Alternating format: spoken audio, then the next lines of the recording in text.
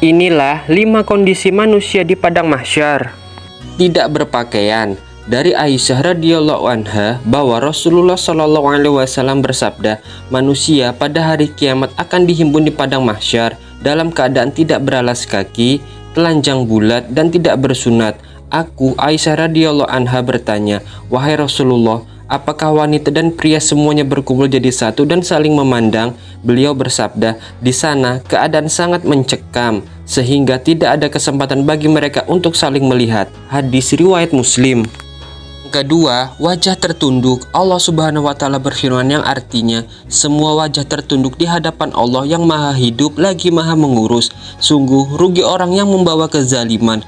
Quran Surat Toha ayat 111. Di samping itu, manusia saat itu digambarkan senantiasa dalam kondisi ketakutan dan berdegup kencang hingga matanya terbelalak.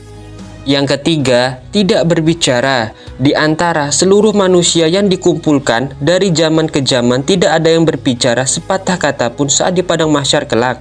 Hal ini digambarkan dalam surat Toha ayat 108 yang menyebut semua manusia hanya mentaati perintah malaikat tanpa membantah.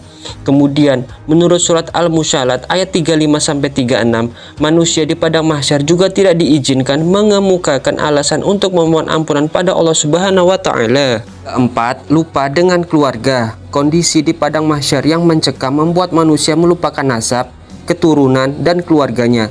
Tiap manusia sibuk mengurusi dirinya masing-masing.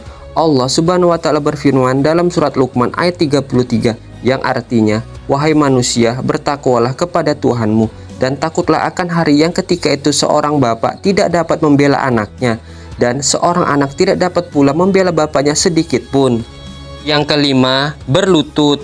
Posisi manusia di padang mahsyar digambarkan dalam surat Al-Jasiyah ayat 28 dalam keadaan berlutut. Allah Subhanahu wa Ta'ala berfirman yang artinya, pada hari itu engkau akan melihat setiap umat berlutut. Sementara Rasulullah Shallallahu alaihi wasallam menjelaskan, orang kafir dikumpulkan di padang mahsyar dalam posisi tersungkur.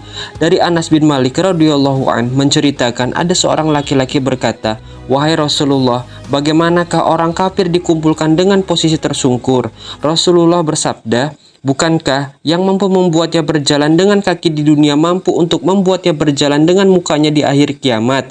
Hadis riwayat muttafaq alaih. Wallahu a'lam bishawab.